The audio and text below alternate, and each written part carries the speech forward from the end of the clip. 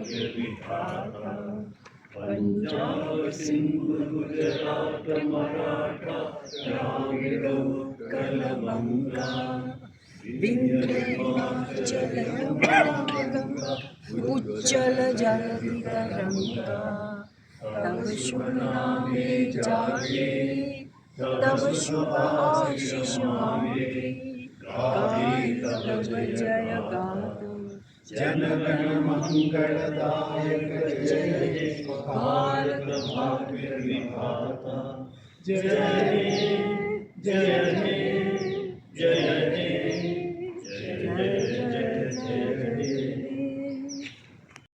So first month after summer break, we also took a summer break. Actually, the last month was in mid-April. It was a bit of an aborted month. Had to be called off kind of because of a very heavy hailstorm. And the speaker at that time was Sinha, who was here with us. It is very, very kind of her to come back Into the mic. To come back again to the to Manthan to speak. Deepa, the topic of today's talk is One Nation, Many Realities. This is an issue which many of us have been reading about, thinking about, the differences between different parts of the country, not just in terms of respect to the delimitation issue, but generally in levels of development, levels of welfare, etc. So Deepa has some very interesting things to say which are different, I think, from what we commonly understand. Deepa herself, if you didn't know, she is currently a visiting professor at the Interstate University. She is an economist by training and as an economist who taught for many years at the University in Delhi. Her interests are on welfare. She was actually involved with the Right to Food campaign in work with the Supreme Court in the 2000s, if I'm not mistaken. So she has traveled widely in the field. So she has very much both hands-on experience as well as an academic understanding of. So Deepa, one nation, many realities. Thank you, Ram, inviting me not once but twice. And I had to go through this whole process of being nervous 2 times round. Usually I'm not, but Hyderabad is home audience, which makes it very uncomfortable. So I hope I make you proud by the end of it, or at least don't do a very bad job. So what I thought I'll talk to you about today is, like Ram said, about the diversities within India, particularly regional. There's of course so many realities, not just regional variations, but gender, caste, age, all kinds of levels of development. So one way in which India is very diverse is also the regional diversity, and many nations within this nation that we belong to. And also want to say that it's not a north versus south talk that I'm trying to give, although it might come across like that at times. I might be making some simplistic comparisons, but it is not that simple. We do know that it is a very diverse country, and the north-south is not really so clearly divided by what comes in south and what comes in north. And there is a north, there is a Bihar in Telangana, there is a Telangana in Bihar, if you know what I mean, and I'll try and talk about it a little bit more. Of course, it's also very topical, but I got into this issue not because of the delimitation debate or the issue of finance commission transfers to the states, but in fact, this is something that I got into about 15 years back, or even longer now, almost 20 years back, when I was looking at what I should do as for my PhD research. And when I started my PhD, I had already worked a little bit in Telangana on maternal and child health with Dr. Redika from here, where I learned how community and these diversities actually play a role in even understanding something very medical and clinical like infant mortality or health during pregnancy and so on. I had some exposure to the north because I studied in Delhi and did some field work around the north as well. And the contrast was quite glaring. And with the Right to Food campaign and the Supreme Court Commission, that's something that one wanted to understand better. And when I started thinking of this as a topic, there were many people, particularly in the South, who said, what is there to compare? It's not comparable. So my PhD research I did in Uttar Pradesh and Tamil Nadu. And in Tamil Nadu, a lot of people I met would say it's a different country. Like, how can you compare UP to us? We are different. Before that, this was not part of the PhD research, but we had gone to Kerala, I think it was in 2000, to understand the people's plan there, process. And Kerala, of course, is known for its model of development. And a lot of people in Kerala also said, we are a different country, you can't do this anywhere else. And that was a puzzle that kind of stuck with me, saying, how could that be? You know, after all, we are one country, we are governed by the same constitution. Can we just give up on this saying it's just two different worlds and you can't be the same? And so that's where kind of my motivation for it came. Of course, I moved away from it, but when they asked me to think of a topic for Manthan, I thought this was a good time for me to also come back to this issue. Also because a few months back, this was really the burning issue, and it will keep coming back, I think, every few months now.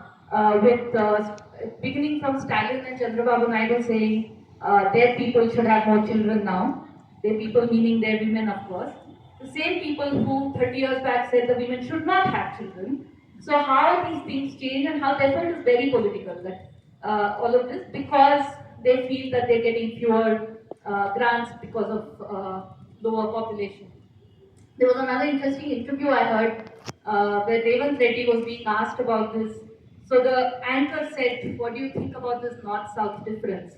And he said, see, the South is really discriminated against. And the first thing I'll point out is, why do you say North-South difference, why not South-North difference?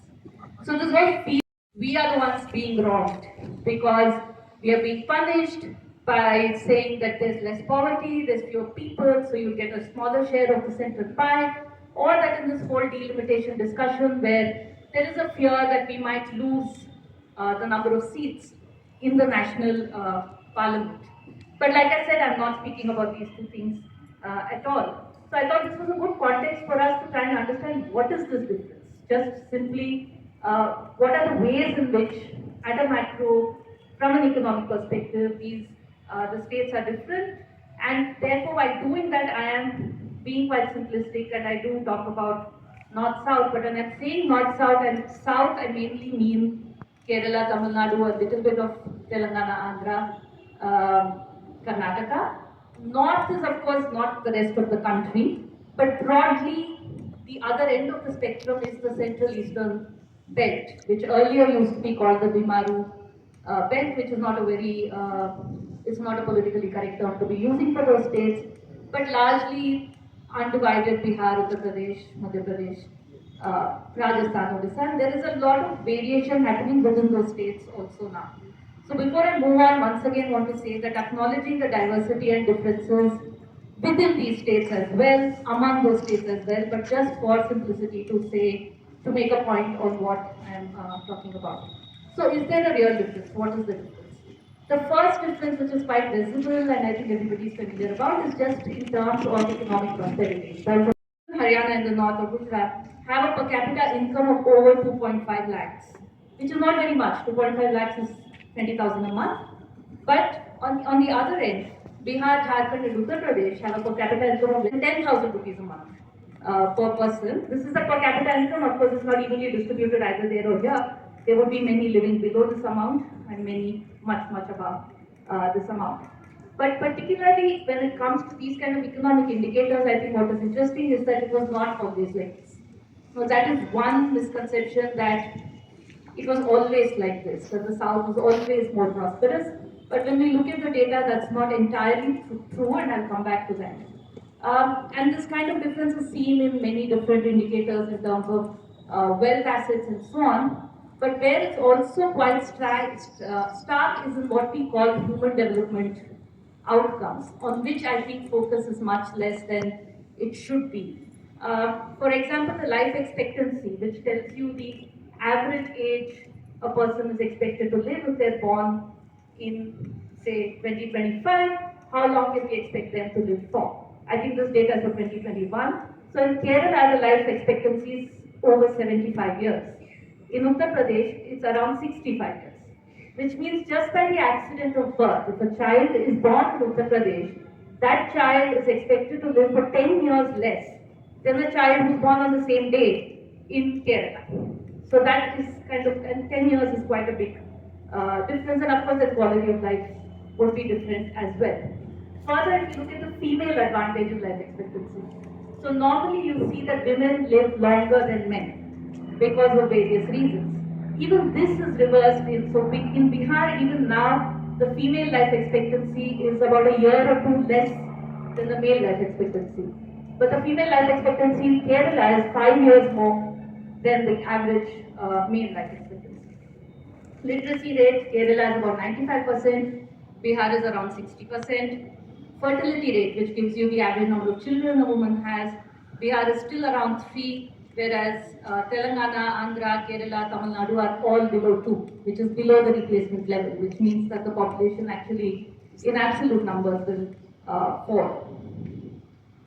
Infant and child mortality, again, going in the bus, you would see this orange building and yellow building and blue building with a little garden, and they were all PHCs. They were places where you were respected, where you could go and there was dignity. It was not because you're poor, you could be in an examination room without a curtain and the whole village can see you.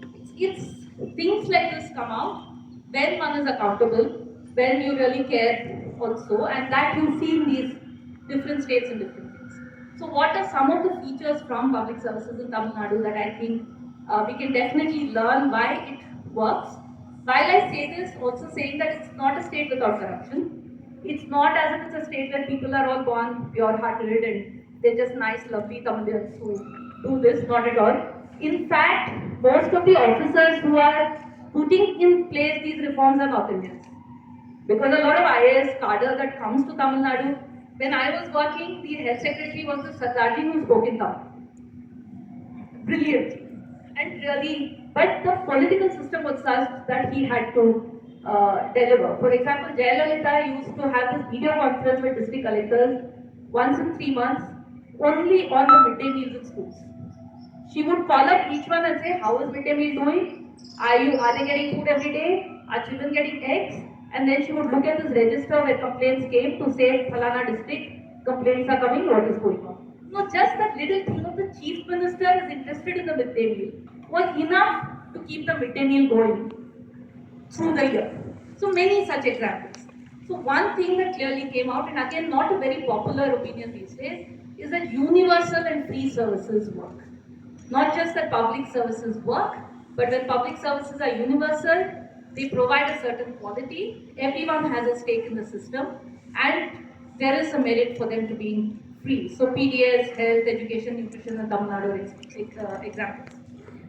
Second is that when the administration itself is democratized, again, highly unequal society, very casteist, but when you look at these basic public services, you look at the proportion of people from SC and OBC communities, in government teachers, in nurses, in government doctors and so on, much higher in Tamil Nadu than in any other states. This is of course also an outcome of the whole social reform movement that the state went through from the 20s onwards, but it's not as if the movement created this.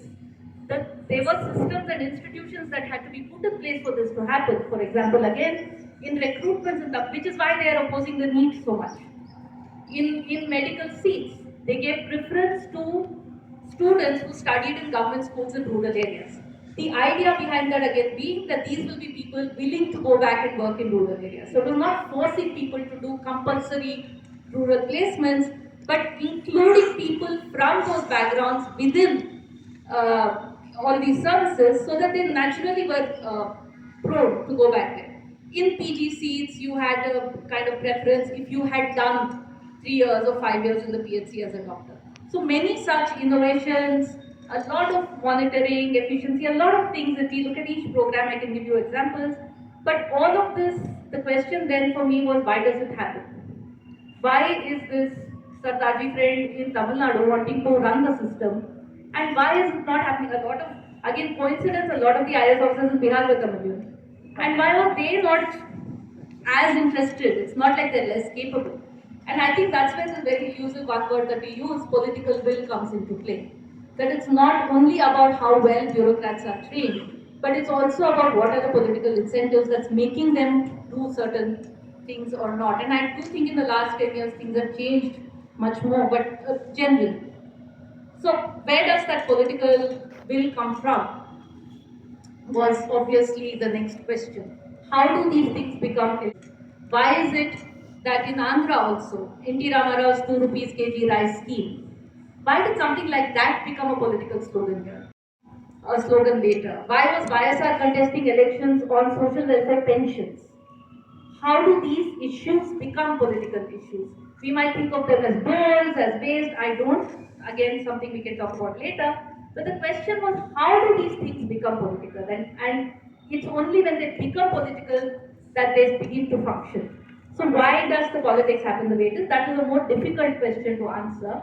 Of course, there is the public action, as I discussed by Resin Sen, where it's not just government action, but the people demand it. But then why do people demand it? Why do people in some states demand some things and not in others? In Kerala, the literature talks a lot about the left movements, about Narayana Guru. There is this little Narayana Guru statue in most of the villages we went to. Backward caste leader who propagated education.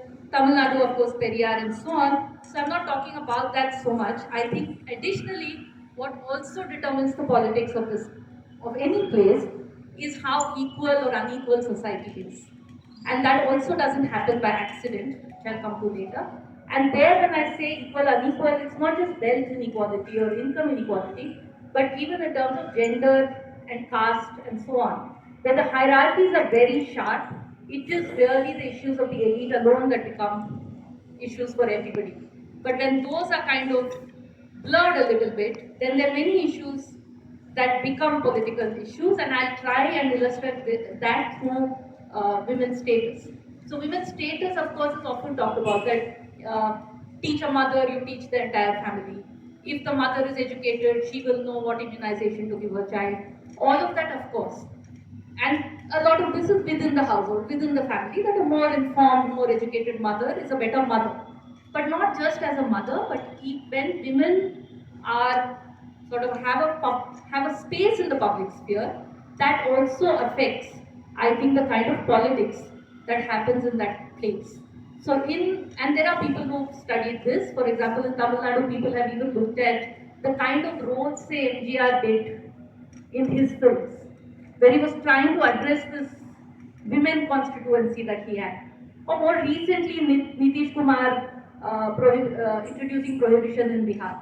When you see women as a constituency, now across the country, many states this is happening. Even Modi sees women as a constituency. Not everyone does the same thing. So we have free gas cylinder. We have a lot of things which seem to be addressing women, but they're very different from when you're addressing men. But this pathway of when women are seen as your political constituency, that also affects the kind of issues that become political. And given gender division of labor, that's when health, education, and these public services also kind of become public issues. Who is coming to these public meetings? Who is standing in the line in the ration shop? It makes a very big difference when women are part of this. Like again, in the southern states, it's very common to see women accompanying older people or children to the health center. They don't have to wait for a man to go along with them, and there are things that they see and they demand, which is quite different from where that is not the case. And when we look at this women's status, the difference between these states are much, much stark. So if you write from women's literacy and things, obvious things like that, life expectancy and so on, but even when you look at indicators of autonomy, mobility, so there are questions that surveys ask, things like, can you go alone to the temple in your village? The proportion of women in the southern states who say yes to this is much higher than the proportion of women who say yes to this in the north. That doesn't mean at all that we've achieved gender equality in the south. Because when you look at the intra-household, quite a bit, we see it in schooling, even more now, where everybody, with just the idea that English medium is better, private is better, for no reason. So the Telangana government is trying to put English medium in schools, which is not really what they should be doing. Even then children are not coming back because you just think private is better because everyone wants to be, I mean, there is an aspiration. You want to emulate those who are rich and successful around you, and I think that's again, it's a bit worrying because that would only increase the inequality, not reduce it. A big issue for the South also is the issue of migration and migrant workers, which Kerala started addressing to some extent, but you do see that they're still seen as outsiders. So if I'm making this point that the greater the inequality and the fissures in society, the lesser the human development, then when we have our our compatriots from Bihar and UP, if they're always seen as outsiders and backward people and they're coming and destroying everything around here, I don't know if that is the response that needs to be given. Something that needs to be thought about, needs to be acknowledged that we need their labor. That is why they're coming here and they are contributing to economic activity here as well. Managing urbanization, so linked to this identity politics, the way it's developing today, I think it's the link between identity politics and education and health and better public services, which was quite strongly there in, say, the Periyar movement and the social reform movement, is something that we don't see right now because they're working in silos. We are working in silos. So how do we look at this? And I think it's in this context that we have to think about finance commission, fund sharing, how much funds come here, because are we thinking about it from the point of view of equity or from the point of view of our identity or as South Indians, our identity as Tamilians, or what is the most equitable way in which we share resources for better development for all parts of the country? What would it mean if we continue to grow in this way where a part of, there are like Amartya Sen said, islands of prosperity in something that he used in the book. That is what we are seeing today. And within the better off places also you see more and more of that sort of happening. So after my story of optimism, a story of caution, that it's not as if we are continuing in a path which is sustainable even for for the southern states. Just one more story again because I'm just coming from there. The last 2-3 days, been speaking to young women. It was really heartwarming because all of them had dreams. Somebody wanted to open a beauty parlor. Someone wants to be an air hostess. She didn't know what it was called, but she wanted to be this girl who would be in the plane and wear a toque. That was her sort of dream. Many of them wanted to be nurses, they want to be teachers, and this is great to have young women in 18 to 24 age group from first generation literals. Parents are still agricultural laborers, to even be able to think of these things is, I think, for me a huge, huge success. But there are no opportunities. 90% of these girls are not going to make it because there are no jobs. The kind of development that's happening even in Telangana is not one which is creating decent jobs for anybody, these girls or anybody else.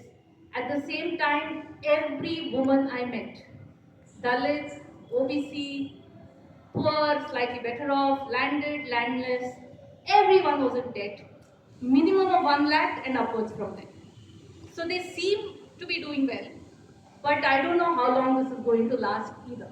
So there are many questions to be asked here as well in what is the direction in which we are going. But the broader economic and policy points that I'm trying to make, and maybe I feel so strongly about this because I come from the economics discipline where this is not seen as a central agenda at all, which is that human development and human capital is important and as important as physical capital.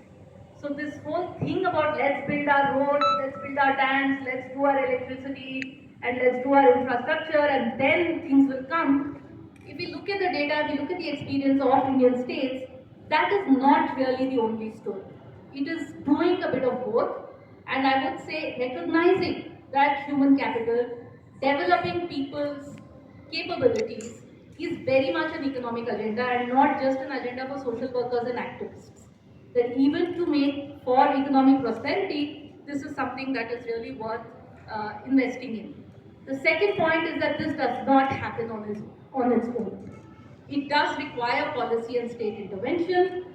The forms can be debated. Should the state run schools? Should the state get private institutions to run schools and fund them? Should the state run its own hospitals? Should it do a health insurance scheme? These are points that can be debated. I have my views on those, but without any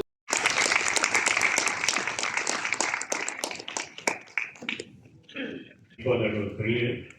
Thank you. We are always been waiting for this day when I can invite my niece. She gives a lecture.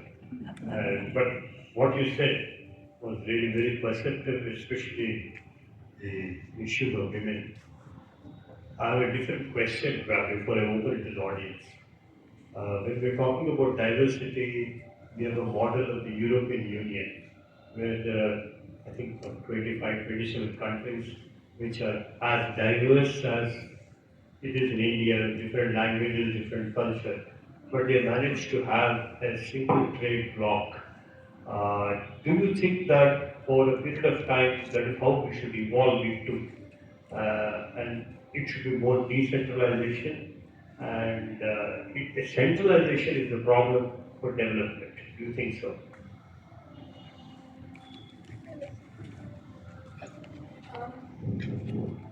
Decentralization is a problem, and we need to move towards greater decentralization. At the same time, I think the stage of development that we are in, because it's not just diversity, it's also inequality that we see. If it is totally decentralized with the center kind of withdrawing from its responsibilities, I think what will happen is that this inequality will increase even more. In the sense of UP and Bihar don't have enough within themselves to get out of the rut that they are in. So decentralization is also something that needs to be done carefully. Yes, more decentralization, but that doesn't mean that all the funds are collected centrally and the spending happens decentrally, which is what is happening currently. That the center has control over the funds, but it says implementation is a problem of the states. And you see that the states which are doing better are getting more funds also. If I can give a very simple example, say NREGA, the National Rural Employment Guarantee Act.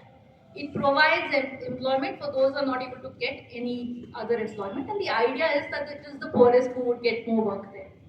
If we look at the per capita spending under NREGA, it's highest in Tamil Nadu and Telangana and Andhra Pradesh compared to Uttar Pradesh and Bihar. Is that because the need is more here? No. The spending capacity is more here compared to them. So whatever there is, these people make do with it and do something better. So I think yes, decentralization as a longer term agenda. But how does the transition happen? Can the center just withdraw? Because there is a baggage that we have to think about how we deal with it as well. The second question I have is middle class. That the South and the West are funding UP and Bihar and the poverty there. And that is being unfair to us and they're taking advantage of it. I have a different opinion, but I would like to have your opinion. I have a different opinion too on all culture issues and South Indian. But this complaint of the South Indians that they're being discriminated against, I think, is not valid at all. Firstly, if you just look at Finance Commission grants, I mean, you're being treated badly by the government, I presume. Finance Commission grants till the previous Finance Commission were based on 1971 population, and the population here was actually reducing, so we were getting a larger share. If you look at the per poor person grant coming from the center, the south is still getting more than the north. It's what you look at. There's this other interesting number. So if you look at the credit deposit ratio, which is banks have whatever amount of money that everybody is deposited there and how much of that they're giving out as credit. The credit deposit ratios are above 1 in the southern states and around 0.58 or something in the northern states. 0.2 in Bihar. I could argue that the Biharis are saving and we are getting loans from them. It is their money that we are taking. And the example that I gave, you look at NREGA, you look at National Health Mission, you look at Sarva Shiksha Abhiyan, any central scheme. The southern states are the first to use more than 100% what is allocated to them, which is because governance is better. In UP, you have ambulances, but you don't have drivers to run those ambulances. So if you look at the end of the year, proportion of allotted funds spent, UP would have spent like 60% of its health budget. Tamil Nadu would have spent 100% and put its own money, or Telangana or Andhra. All of this to me says that actually the south has been getting a better share, and now we are also getting cheap labor. Let's accept it. Why are all the security guards from the north? Why are all the, every cook and even serving people I see in restaurants are from Odisha. It's not as only people in Odisha know how to cook or only people of Bihar know how to guard a school or a home or an apartment building. Obviously, they are cheaper than our labor is. So, is that unfair to the South? That it's the scale is very different. I was part of a kind of observing an election campaign in Delhi in the recent general elections, and there was a Congress team, and this is every party. I happened to be there in a Congress office. There was a Congress team that came from Telangana to kind of help with this campaign. The voting here was done. So they went around the field, they did whatever they did, they came back and I could speak Telugu, so they were like happy to chat with me. And this guy, this NSUI leader comes and says, Akka, enta kharcha untundi ikkada? I said, I don't know, I'm just observing. He said, choose the 12-15 crores అయినట్టున్నాయి. I said, maybe. He said, మా దగ్గర 50 crores తక్కువ ఏం కాదు. So like, from your campaign, I think maybe 12-15 crores you guys have spent, but at least 50 crores is what we would spend. Nothing can happen with this little thing that you're spending. So if there is any money being distributed much more here than it's there, there's not so much money there to distribute. Good evening, Mr. Design any econometric model to capture unclassified or underreported women agri laborers productivity since PLFS or NSS failed to do in terms of work participation? I have not designed an econometric model, but the PLFS questionnaire actually captures unpaid work. In fact, if I remember correctly, about half of the labor force participation of women that you see in PLFS is in what they call self-employment. About 2/3 of that are what is called unpaid helpers in family enterprises, which is basically women working on their own farms or little jobs. And there's also something called the time use data, which Has at least 2 acres of land. mm-hmm, An average. every woman has 2 acres of land. That's not true.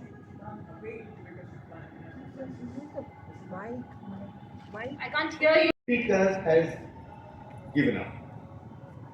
In the sense that they are not bothered how a state is governed because they are happy, they are getting their power is there, everything is there, all is coming up. And they are looking at only their about my flat, my children's education, my job, my career. This is general feeling. But is this also something which is helping in human development? In the sense that there are certain people who are concentrating on their family, how the children are growing up, whether this is something which is happening everywhere, which is happening in others, because generally there is a feeling that middle class has turned inward. Got your question correctly. One part of it, your middle class is turning inward or outward. They're investing in themselves and their children, and that is a good thing, of course. I would also like to add that even the poor are investing in themselves and their children. You know, all these 1 lakh loans that these women are taking, you ask them what is it for, everybody is saying it's for their children's education. They are taking rooms on rent, they are going to Narayana Chaitanya, anybody who can do a little bit, they're trying to do. Everyone wants better for their children. But is it enough to want better for your own child alone without being concerned about what is happening around you? And I do think that I don't know if they've gone down, but I can say they're very low. Because in my lifetime, I've not seen much greater empathy even before. It's always been sort of low. Just want to add that when we say middle class, we think of people like us.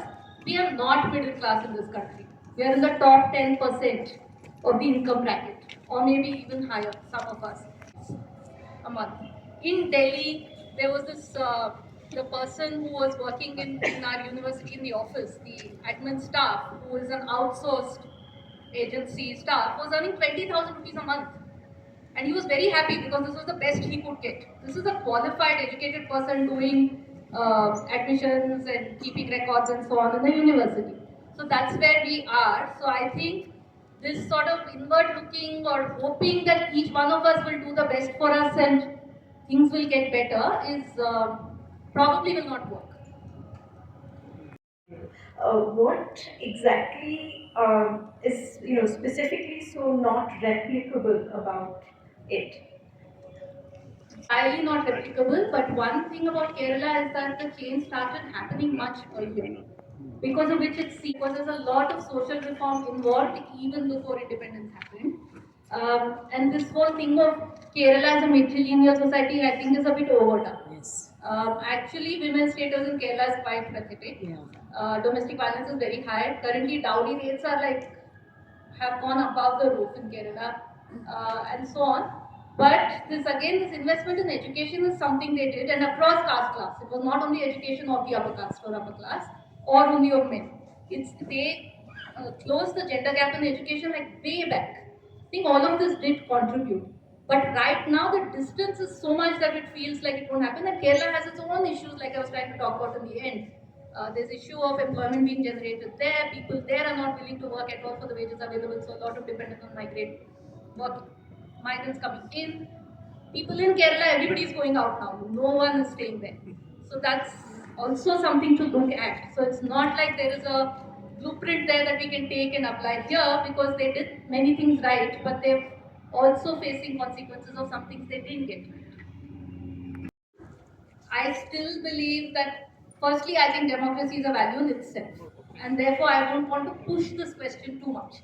Because let's say that you do this empirical exercise and only development encompasses democracy. So, can you call it development at all? Would be the first thing I would say. The second is that I think also that democracy doesn't automatically, and we have seen that electoral democracy, not like democracy in the true sense, but electoral democracy doesn't automatically deliver development for all. That's also something that we've experienced. This reverse that we now seem to be experiencing, which is that despite lesser democracy, development is happening. I think it's an open question. And like, for example, I'll give you one example that I've heard about China, where they say that you can say nothing about the Communist Party of China. You cannot question the regime. You cannot say that we should have free and fair elections and they should be multi-party. But you can say my school is not working. That my local CCP fellow is corrupt and remove him, I want somebody else because I'm not getting my agriculture subsidy. And in fact, they actually encourage it. These local kind of complaint giving and responding to it. I'm not saying that's a desirable model, but I'm saying somewhere for certain things, even the most autocratic regimes seem to understand that you have to create a feeling of I'm being heard. I think that's what is happening today in India. This is just a hypothesis that I have, because some of us here might be saying, oh, there is no space and there's repression and we're not able to talk and we are scared. I'm scared. I'm to say certain things and not say others. But when I go to the village, they're not scared. I think they're in distress because they're all indebted. I don't know where they're going. They think they're doing very well. They have phones. I'm again building a caricature here, but broadly, I don't know we are all in sync in this country as well. So that's why also I think it's very difficult to answer that question. But to get out of course, that definition is difficult to put into measurement. So I'll just say that when we say should we have a different definition of development, it's also a question of should we as society have a different concept of development? What do we think? Do we have different standards for the poor and different standards for ourselves? I think finally that's what kind of creates the basis for these measurements also. No? Beyond that, I can go into the current poverty line, what are the problems with the multidimensional poverty. It will take a lot of time. Many people have written, I've also written, which you can look at. But there are issues with data, there is issues with what is truth in the data and so on. But definitely what we understand as development is also not just what's written in the textbook or what is in the NITI Aayog policy paper, but what's in all our minds, I think, because that shapes politics as well. One with Pakistan, one are the South Indians who were not affected with the war, and two are the TV news anchors. My request, Dr. ByDipa, to give a memento on it.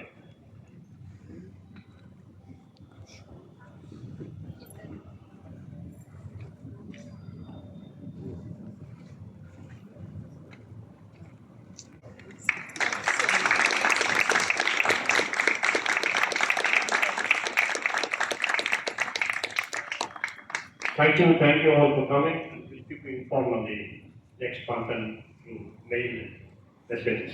Thank you very much.